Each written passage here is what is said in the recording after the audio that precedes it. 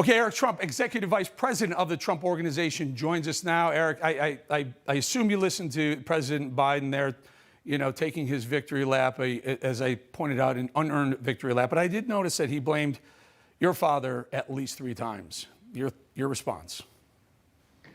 I can't even respond to this guy anymore. I mean, I feel like as American, Eric, I want a refund. We pay 38% federal taxes, and we give literally a terrorist organization $86 billion worth of arms. And I think you did a beautiful job. Your synopsis was amazing. But think about it, 600,000 arms, 76,000 vehicles. We gave a terrorist organization that 3 weeks ago was riding around on mopeds, we gave them 76,000 vehicles, tanks, APCs, up-armored Humvees. We gave them Black Hawk helicopters. We gave them C-130s. We gave them mini-birds, what our special forces use to fly onto the top of buildings, right? We gave them 20,000 grenades, Eric.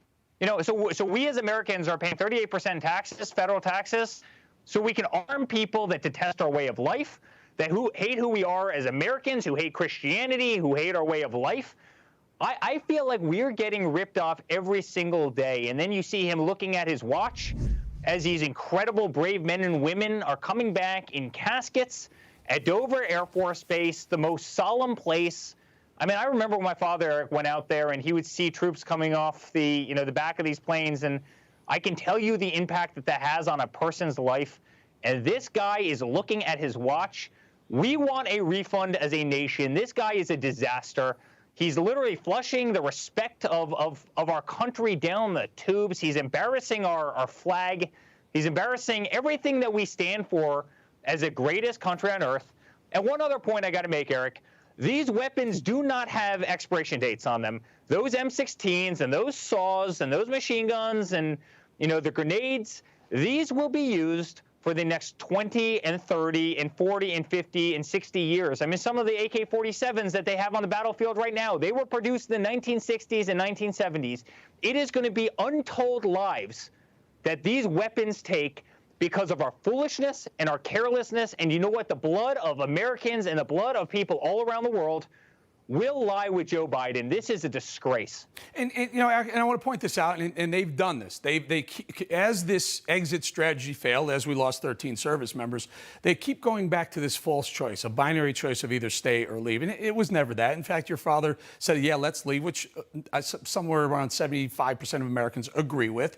But there was always the right choice, as I point out. And the right choice was leave, but leave orderly and leave with all our people intact. What's this business about blaming your dad, number one, and then this fake binary choice that they keep trying to float? People often talk about peace through strength, right? And that's really how my father didn't get us into any wars. In fact, he was the first president in American history that didn't get America into wars. He didn't believe in it. At the same time, he was the first person to drop a Moab on the top of a mountain and literally take out the entire mountain. The top of the mountain, which was a terrorist camp, as you remember, failed to exist. They literally pushed a bomb the size of a bus out the back of a cargo plane onto the top of a terrorist camp. And guess what? North Korea sees that, and Russia sees that, and China sees that. People realize that Donald Trump wasn't playing around. Soleimani. I don't mean to interrupt, but I think the audience needs to understand when Biden's going there saying, yeah, but Trump negotiated with the Taliban. This is how he negotiated. And I'm not telling anything you know. I just want our audience to, yeah, he dropped a Moab, killed 36 terrorist cockroaches with one bomb, killed them all at once. He also dropped a bomb on a Syrian airbase when there was Russian military at that airbase saying, you know what, cut the crap with the chemical weapons on your own people. And then the most famous one, I believe, and the one that saved the world a lot of grief and strife and death, was when he dropped a bomb on Soleimani, when Qasem Soleimani was killed leaving Iraq. Trump, the senior father, wasn't afraid to kill bad guys. This other guy negotiating with bad guys. Eric, final thought. I just heard something I couldn't believe. NSA Director Jake Sullivan basically saying, we're willing to spend some money to finance the Taliban after all the stuff we've given them. Final thought. Yeah, final thought. I think we live in a very, very scary time. I mean, final thought is Afghanistan is next to Pakistan. Pakistan is a nuclear power. They believe in Sharia law as well, right? There's a lot of people over there who don't like the American way of life. There's a lot of people over there that don't like Christianity and the American flag. And by the way, there's a lot of poverty over there, and that's not a good combination, especially when we have no eyes and ears on the ground, we have no military presence, and we're talking about a country that has one of the most deadly weapons anywhere in the world, and we as a country better be damn careful that it doesn't attack our shores in a much larger way than ever before. And Eric, you know how hard I fought for this country. I was out there every single day. You know what my father did for this country.